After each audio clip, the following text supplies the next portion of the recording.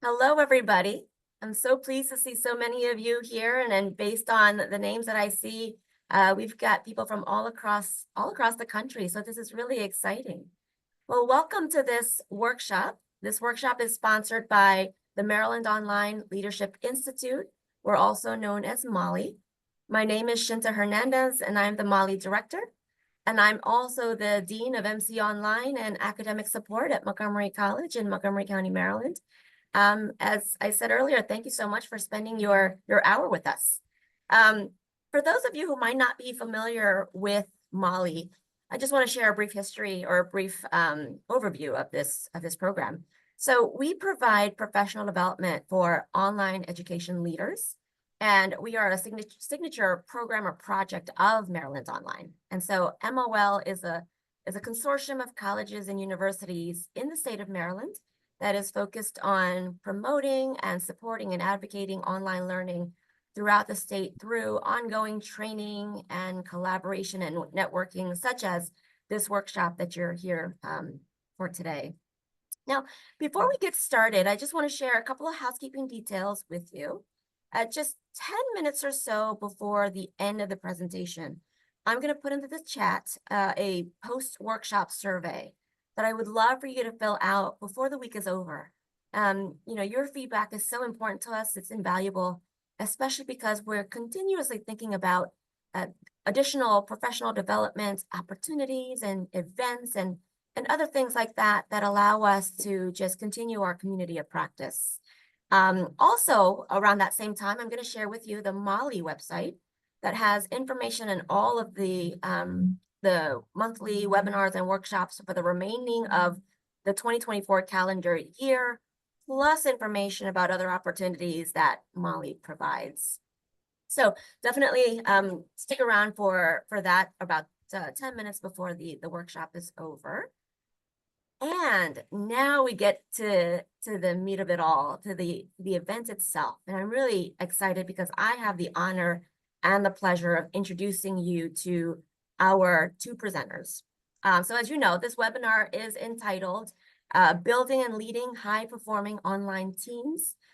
And you all know that throughout higher education, definitely over the last several years, we've been experiencing online education and online support in many ways in different capacities in our jobs that we probably didn't have to experience several years ago. And one of those responsibilities is ensuring that we as leaders provide the space to cultivate, to collaborate, and to motivate highly effective teams, especially in the online environment. And so here we have today two presenters who have significant experience building and leading online teams. So let me introduce the two of them to you. Heather Blicker is the director of the Community College Consortium for OER at Open Education Global.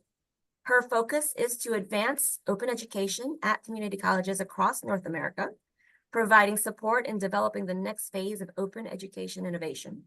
She has over 20 years of experience working in public and academic libraries with a focus in online learning, instructional design, and equity.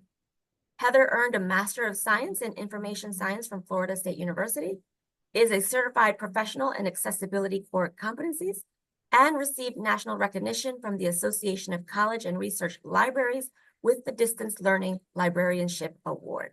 Very impressive bio, Heather. Thank you for being here. And our second presenter is Andrea Scott.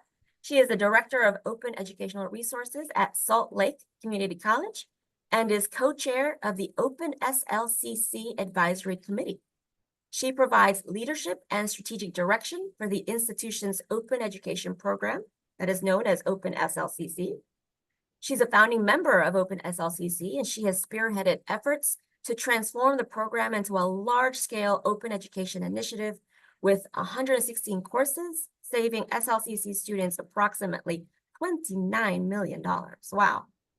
With over 20 years of experience in the private, nonprofit, and public sectors, Andrea offers a broad perspective on program development, strategic planning, and building partnerships. And her passion for leading collaborative teams and fostering partnerships fuels her drive to expand educational innovation and opportunities. Additionally, Andrea lends her expertise to national committees and boards, leveraging these platforms to promote educational equity and access. Also, an equally impressive bio. Thank you, Andrea, for being here as well. So really, without further ado, let me just turn the Zoom stage over to Heather Blicker and Andrea Scott. Floor is all yours. Great. Thank you so much, Shinta. I'm just going to go ahead and start sharing. Let's see. And as Andrea gets our slides up on there, I'll go ahead and get started and say that, you know, as Andrea and I developed this workshop, we had to recognize that we wouldn't be able to cover every aspect of leading online teams. As I'm sure you're aware, there's a vast amount of information on the topic out there and so many different experiences and topics that we could choose to cover. So for today, we chose to focus on two key areas: managing online teams, including establishing team agreements and effective communication strategies, as well as useful tools. And then also engagement and motivation, including the topics of building connections and building trust. And Andrea, if you could scroll forward to the agenda, you'll be able to see how we've broken this down into the workshop. These are the key areas that will guide us in today's discussions. We also recognize the importance of acknowledging the different leadership roles that exist in online spaces. So you may be in a formal leadership position, or perhaps you lead informally without a specific title. You could be contributing extra responsibilities within your team, giving you insight into leadership challenges, or you may be interested in pursuing a leadership role in online settings in the future. And so we want everyone to be able to walk away with information that can help you in those different roles. So thank you for coming along with us for this workshop. We hope you'll take part in the activities, share what you feel comfortable. Your insights and experience are what will make this workshop beneficial to everyone here. And with that, we'll go to the next slide for the workshop outcomes. We want you to learn to explore and apply inclusive communication strategies that will lead to effective practices in the online environment, and identify common leadership challenges and solutions in leading online teams. And finally, we want you to discuss online strategies to build trust, engagement, and motivation. So there's a lot that we're going to try to cover today, but I think we can do it together. So Andrea, I'm going to turn it over for you to start our icebreaker. Great. Thank you so much, Heather. Thank you for joining us here today. So what we're going to go ahead and do is, I don't think we have enough time to have everybody do individual introductions and introduce themselves. We weren't sure how big this group was going to be. So we are going to take part in doing an icebreaker activity. And what we'd like you to do is go ahead in the chat, use the chat feature, provide your name, role, and the general location of where you're joining us from today. We understand that this workshop is open beyond Maryland. And so if there's another location you're joining us from today, we'd like to know that. And if you could also share with us one word that describes how you feel about leading and working with teams in the online education environment. And don't think too hard about that one word. We want it to be like a rapid fire, just what's on your mind right now? Like, what is that current feel?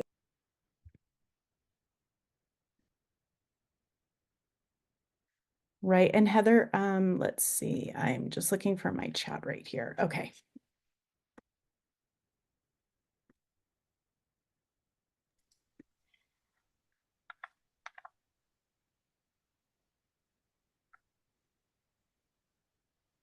Oh, Great. wonderful. Fulfilling. We've got people from Virginia, from Wisconsin. Okay, disengagement. I think that's important to I'm going to just start pulling out some of these words because I think it's important to let us all see where we're coming from. We've got Maryland folks here: curious, complex, unsure, ambivalent.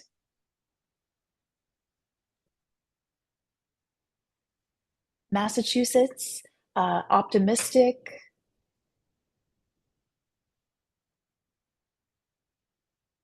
excited.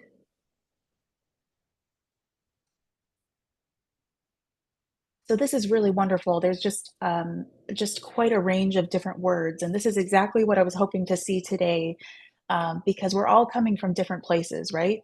And so I'm hoping that our workshop will help you no matter where you're coming to us from and what you're currently experiencing, because it is definitely a complex and a challenging time.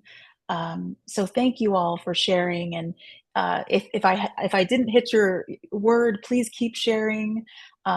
We'll definitely keep checking back into the chat. So thank you so much. Yes, thank you for that. So moving forward, let's see. Okay, so moving forward, Heather and I recognize there are several different aspects that we could focus on for this workshop. The variety of content within managing teams online is immense. But for this particular workshop, we decided to hone in on the three priorities that we wanted to share our experiences and common themes that are common themes within the field of leading teams online. I just want to acknowledge where there is some overlap between managing online versus in-person teams. Intentionality with online teams is crucial. We've highlighted three components here today that we are going to cover. One is considered team agreements, which are the establishment of excellent best practices for creating transparency within your online teams. Then second, we have effective communication strategies. And it's crucial to include a shift from when we're talking about online teams, there's often a shift. We speak in person when we're more in person. With online teams, we're writing more of our content down. And then there's more thinking about more inclusive strategies. How are we collaborating with others online? Third, we want to talk about technology. Technology is an important piece determining how our teams will be organized, how information and collaboration will take place. And when I say tools, for the purpose of this presentation, it's important to define what it is exactly we're talking about. So we're talking about basic tools, which is good internet connection, laptops, but then we're also talking beyond that about software, platforms, and apps that support online collaboration, such as Google, Microsoft Teams, and project management tools as well. So now I'm going to turn the time over to Heather, where she is going to introduce our first activity. Okay, so before we jump into the content, I'd like you to open a new tab, and we're going to, let me drop this link in the chat. We're going to ask you to visit a Padlet that we have, and I just put the link in the chat. But I'm going on our shared screen, I'm going to keep sharing this slide because I want you to see the process that we're going to do. So for 3 minutes, I want you to have some quiet time to think of a recent challenge you faced while leading an online team. And then I want you to post a brief description of that, of at least one challenge. If you have more time, feel free to post more in the category where you think it fits best. I really recommend using the anonymous feature unless you're completely fine with putting your name out there. And then I'll be timing you for that 3 minutes, and I'll send a reminder. Or I'll give you a reminder and say, okay, it's time to move to the next step.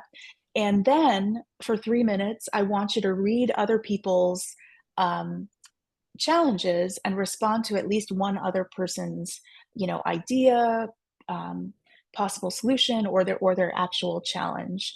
Then we'll come back as a group, and I'll lead you in reflecting on that. So please open the Padlet in another tab, and I'm going to start the timer. And so for 3 minutes, think of that recent challenge that you've faced, at least one, and post it to the Padlet. And the 3 minutes starts now. Can I ask a quick question? It says click the plus sign, but I don't see a plus sign, so I don't know what to do.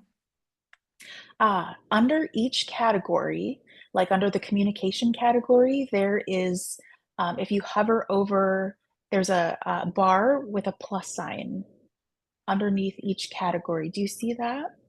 I don't see that either. Do we have to sign in first, perhaps? Heather, That what I should- believe what everyone sees is 3 dots. And then when you hover over that, it'll say section actions. Okay, that looks different than what I'm seeing. Andrea, would you mind adding the Padlet or pulling open the Padlet and then sharing your screen? Sure, I can do that. Great.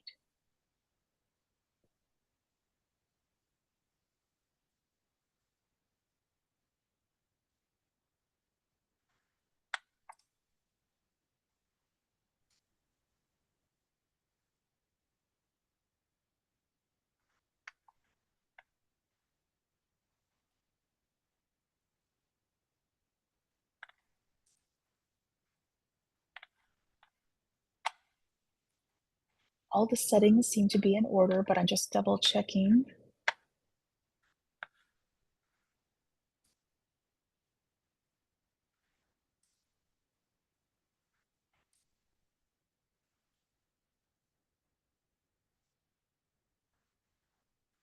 Okay, you should be able to see the Padlet now. Okay. And I believe that's what we are all seeing. So we don't see the plus sign, but rather those 3 dots that are next to each of the categories. Okay. Andrea, can everyone refresh your screen? I went in and just adjusted the settings.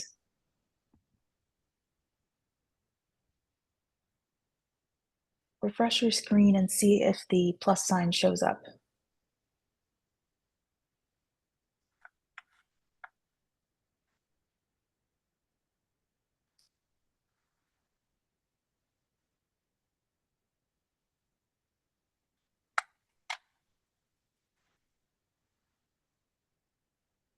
Nothing yet for me. Okay. Let's see.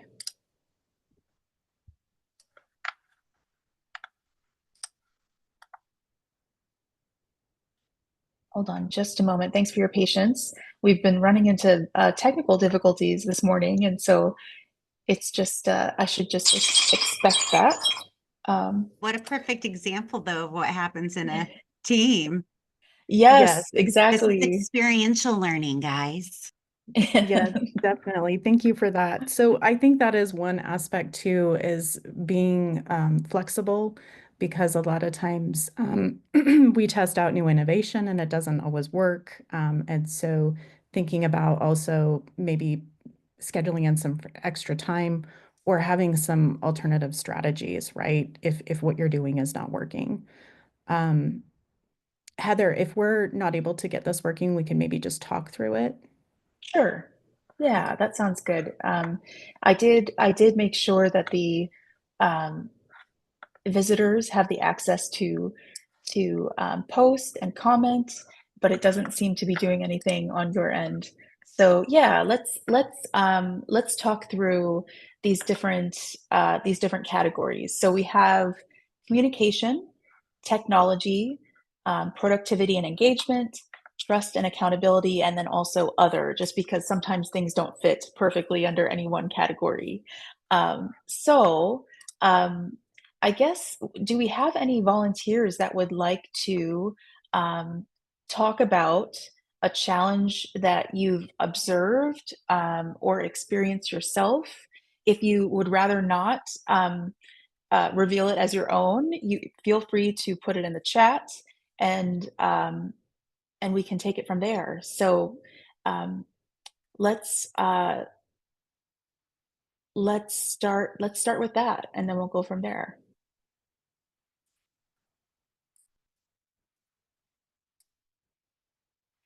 So any recent challenges you've faced while leading an online team? And since yeah. Oh, great. Oh, I see a hand up. Hi, Sarah. Hi. So a challenge I'm facing currently with a team is I'm leading a team of people who do not report to me who have been voluntold to participate. And so I would put this under productivity and engagement. It's difficult to, you know, help these people feel invested in what we're doing. That's a great example. Does anyone have any ideas for a solution, or well, a possible solution about how to move forward with this? Again, feel free to put it in the chat or speak out loud. Oh, let's see. Let me open our chat and see where we're at.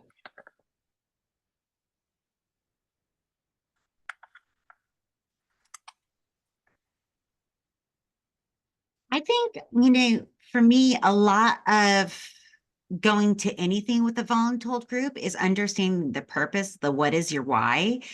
And I am on a interesting group where it's not that we don't know our purpose. Our purpose is very clear, but it's a group that gets very distracted, I think is a nice way to say it. And so each time we put the purpose of the group on our notes in our agenda, but then also what we hope to achieve with each money, so that you're not just meeting for meetings, or like those mugs that say like, this could have been an email. Like it's reminding people that we're all here for the same purpose, and this is the purpose. Thank you, Cynthia. Robin.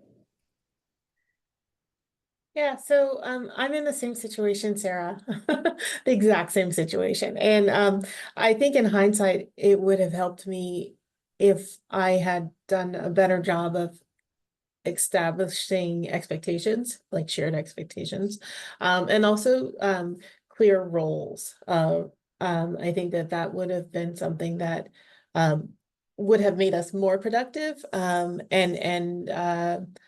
kind of gotten around the whole voluntold piece of things. Right now, I'm trying to elicit support, work, take on anything. And it really has just become a comment for him, as opposed to a really productive little unit that it could have been. So I think those were the two things I would have done in hindsight. And I like Cynthia's purpose, like what is your why, and kind of making that like very obvious. So Those are thanks, both really good suggestions. Thank you both. Yeah, I would like to add to that in my case, when I hesitate to participate or that I do not engage, is because my lack of understanding either of how to use the tools, or as it was said before, the purpose, objective, but mostly it's usually because I don't feel comfortable, or I try and I do not find where things are.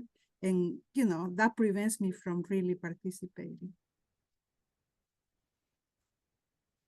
Thank you. That's a really good example as well. We have about 3 minutes left for this activity. If anyone would like to share a challenge or a thought about a challenge that has been shared, I really think the content that Andrea is going to go over in a minute is going to give us some good ideas about where to go with what has been already shared. So I'm excited.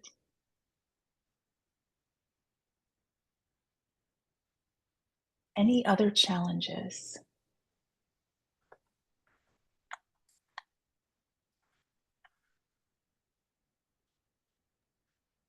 Heather and Andrea, Nick put in the chat a really nice statement about the productivity and engagement piece. Ah, yes. I have to be really intentional about creating informal or more relaxed opportunities for interaction and engagement. I find that with team members I've never met in person, it can be hard to get beyond the agenda. That's so true. Or transactional interaction.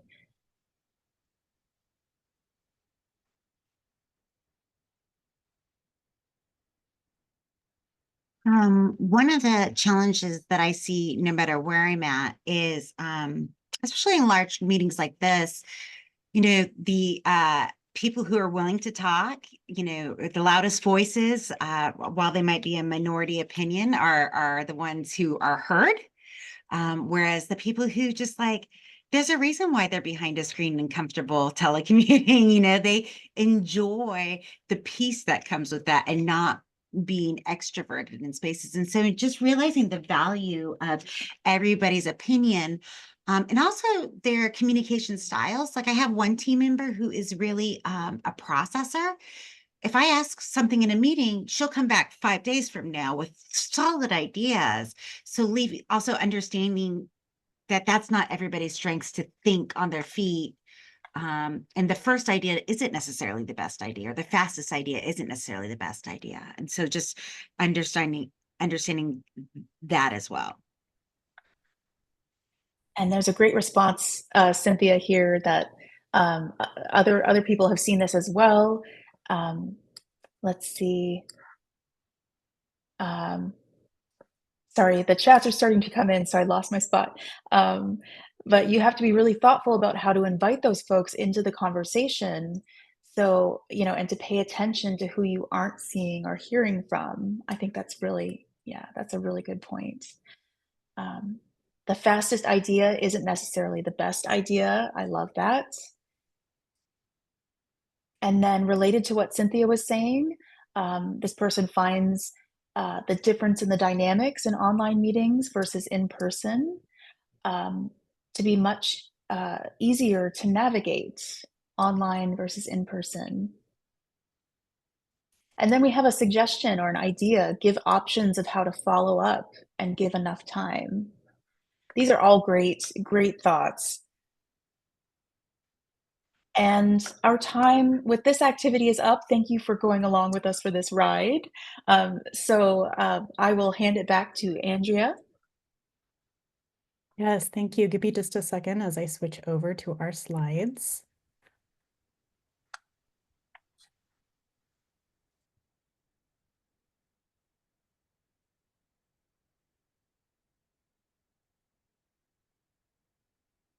Okay. Oh, I've got to share my screen. Sorry.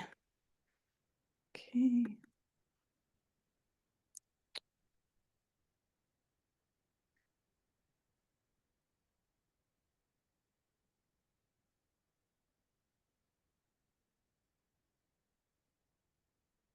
Okay, you should be able to see my slides now. Can you see them? Okay, great. Okay, so I appreciate the group conversation, and I heard some of you discussing that you wish that you would have discussed the expectations to begin with and the team roles. And I've often used in teams that I've worked with a type of team agreement or community norms, depending on what the context is of the group I'm leading. I'd like to point out this great example that I found. This is an example of a team agreement with components, with separate components to consider in your team agreement. This resource is found, and we'll give more information on this resource at the end, but it's found in a book, Work Together Anywhere, a handbook on working remotely by Lizette Sutherland and Kay Janine Nilsson. So these components cover different areas, information, and I'm going to ask these in the form of questions because I think as a leader, when we're leading teams and we're talking about team agreements, this is really meant to be a discussion of mutual expectations between the leadership role and the team members' role. So what do we agree on together? So when I'm working with teams, this is more of a discussion phase. So I'm going to pose these different areas as questions for you to consider if you're looking at creating a team agreement. So the first one is information. What kind of information will need to be shared? How will the information be shared? Is there a specific site? Will you be sharing documents in a shared drive?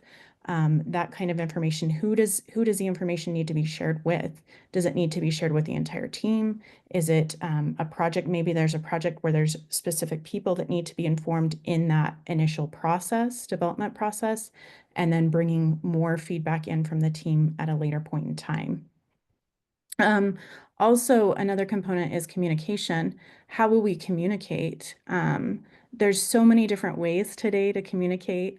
There's online, there's chat videos, there's text, there's video conferencing, multiple different ways to communicate. And it may take different strategies depending, again, how your team is organized. So it could be, and then also I would say, and we'll talk a little bit about this in the next slide, but also considering like inclusive communication. How does your particular team member prefer to be communicated with? What works for both of you? What is mutual? Collaboration, scheduling, should there be hours when collaboration takes place? Are there set hours that we are considering that we need to be collaborating during these hours? If you're working with time zones beyond your institution, outside of the state or globally, you're also going to want to consider time zones, right? What time zones work for everyone? So those are definitely things that we want to consider. So then also, oops, sorry, I didn't mean to advance to the next slide. Okay, beyond collaboration, task management, and this kind of goes to also some discussion that we heard before about like defining roles. Who is going to be doing what role on the team, and how is that communicated visibly to the team so everybody can see, right? If this is something that you have a team agreement, you have specific roles assigned and tasks, and it's something visible that everyone can see, there may be hopefully less confusion about whose responsibility or role it is to be taking on that task. Results, how do you want to track your results? How often will you be checking in on results, and how will you collaborate in that area? Time tracking, I feel like that was one option that they gave. I feel like this is kind of obvious, but maybe it's not obvious. For most institutions, we have like a specific time tracking mechanism that we use already that's set up a platform. And so this may not be a concern for this group, but if you're working with groups like across different institutions or organizations, definitely like time tracking. How is that, having that within your communication plan? Any kind of interpersonal concerns, such as, what if a problem arises? How is that going to be communicated? How do people feel comfortable communicating with this? So just having those very transparent and upfront conversations. I feel like having a team agreement is an effective best practice of being transparent of what not only you as a leader, your expectations are, but also involving your team to allow you to provide feedback about what their expectations are as well. I think we're okay on time. I just want to highlight just two things real quick, two examples. I have used team agreements within a community group that I lead. We have a book club, and we have what we call community norms. Now, for this specific group and the context of this group, much of that community norm is focused on communication and creating safe spaces because we are working with content that may be considered sensitive. So you can take this information and create what works for you and your team, but I just think the idea of having a very upfront agreement, that's visible to all and something that you agree on is extremely helpful and beneficial. Moving forward, I want to talk a little bit about effective communication strategies. Engage in frequent and timely communication. above all, I think with online work, communication is so important. I've often think that I over communicate, but that is actually a positive piece that is needed in the online environment, because there are sometimes assumptions that we think people understand, but it needs to be communicated in multiple different ways. So we have here engage frequently and timely.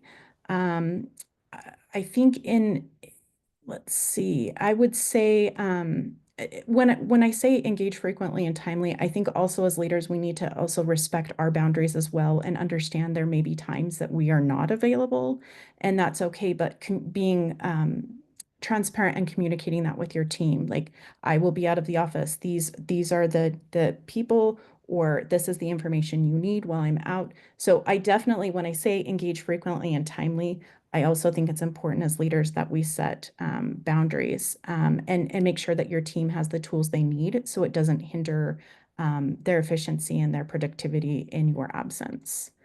Next, be intentional about scheduling. Consider setting aside regular times for check-ins. When considering managing teams online, check-ins may need to happen more frequently. And in different modalities. So if you're working across time zones, consider convenient times that will work for the entire team. And you may need to consider rotating that time schedule to make it more inclusive for all that are on your team.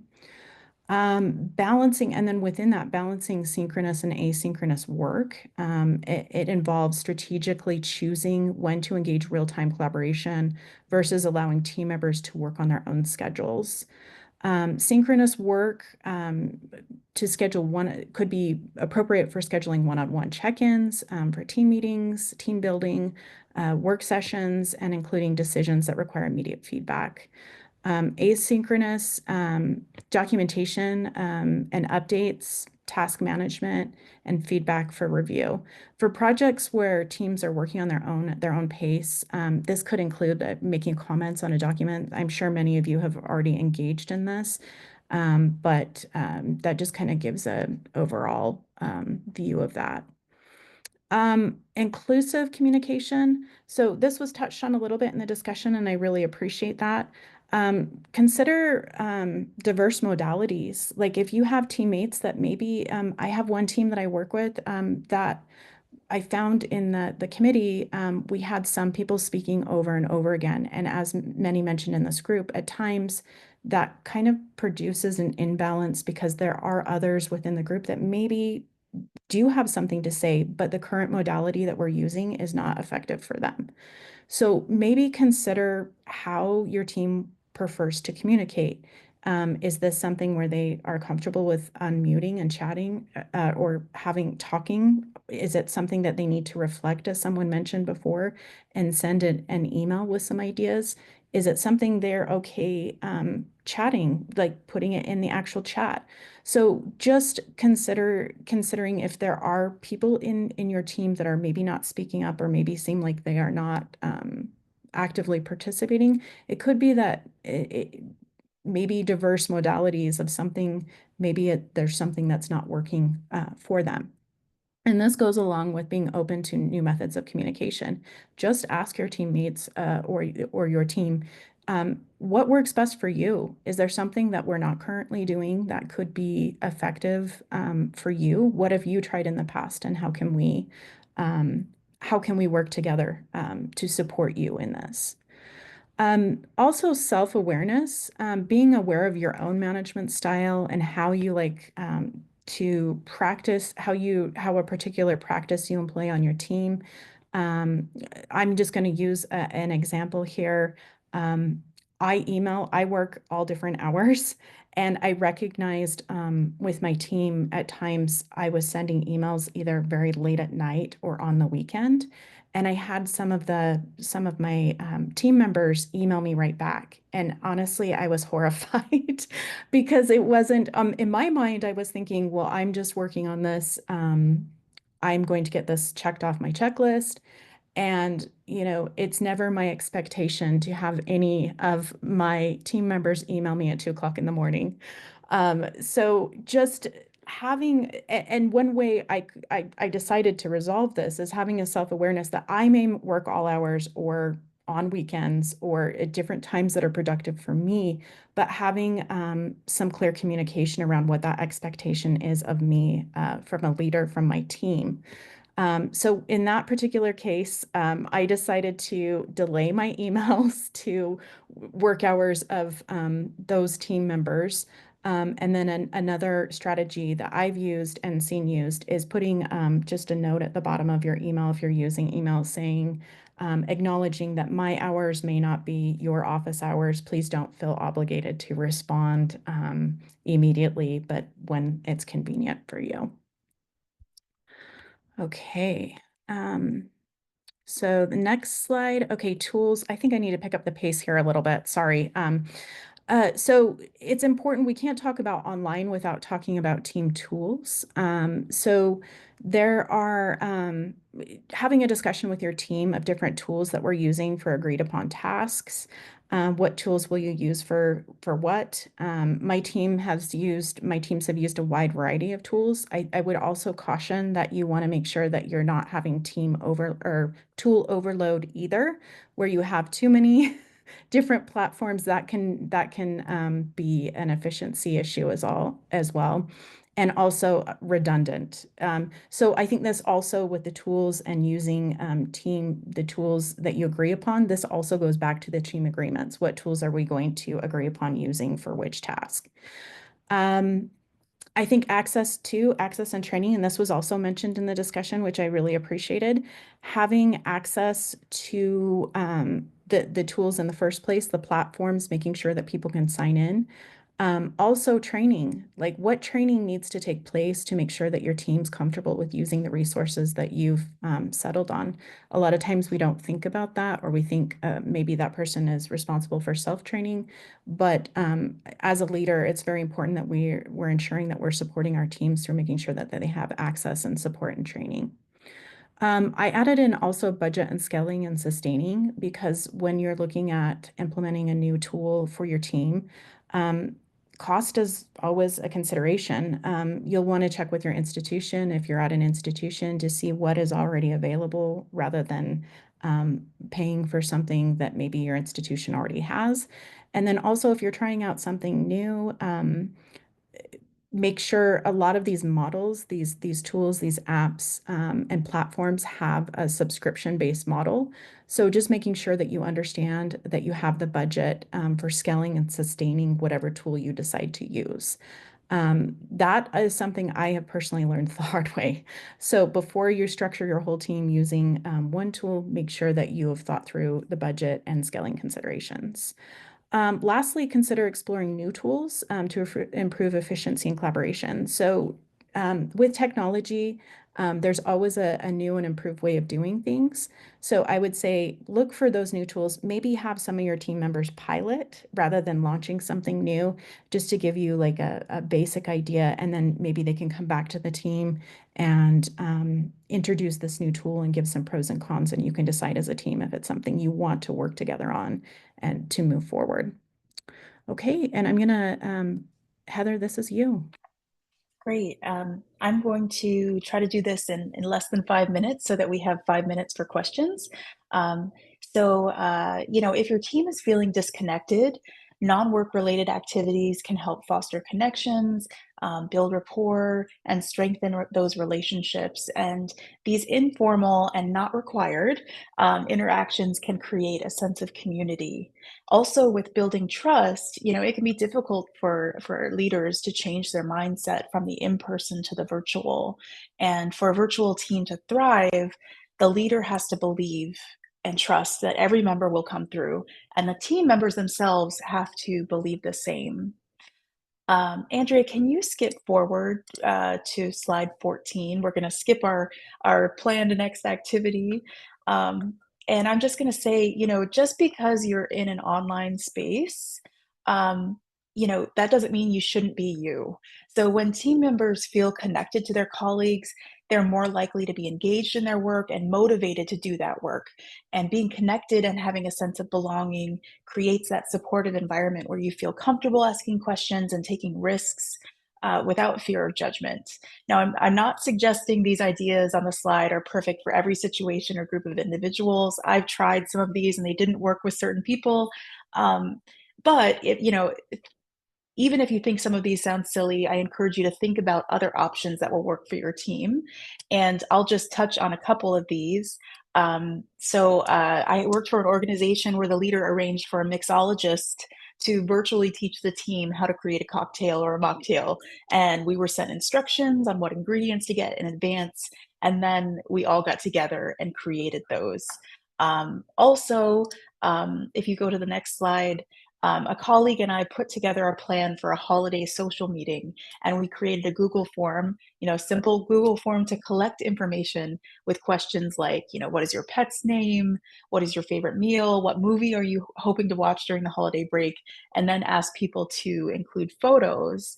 And in the next slide, you can just see one example that during the social meeting, we had colleagues guess which answer belonged to which person. And so it was a really fun opportunity to get to know the different colleagues on our team. And we had a lot of laughs and we learned a lot about each other. But you can also see that a lot of these activities require planning and time and intentionality. And so it's not something that you can always just throw together.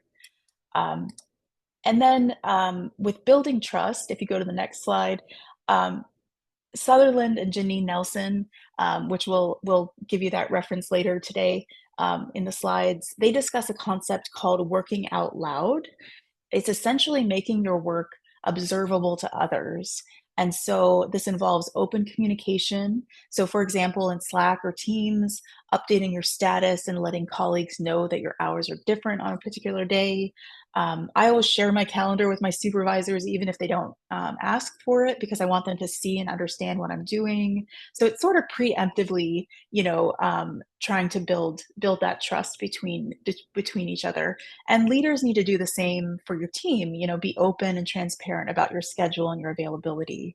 And just some other things. I think that these are really good concepts to try out. Rotating leadership.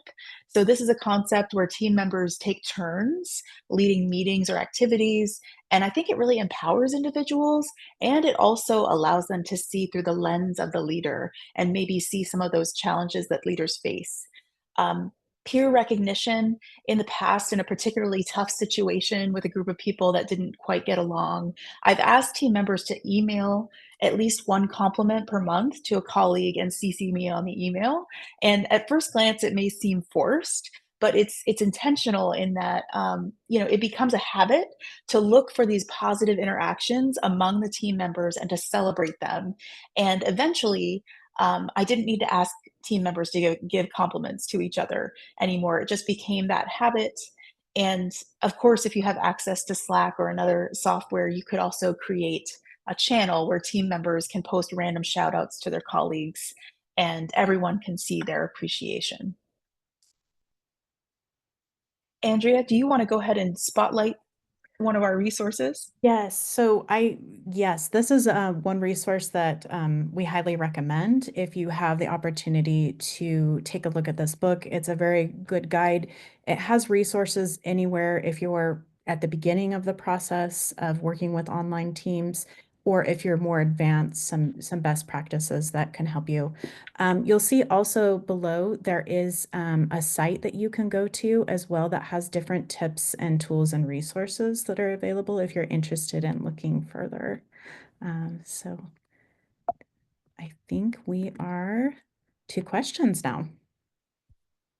So I'm going to stop sharing so we can see people's faces. These are some very powerful strategies, Heather and Andrea. Thank you so much for sharing. If any of you have questions, please go ahead and just raise your virtual hand or go ahead and unmute, or you can also use the chat to ask your question. Go right ahead.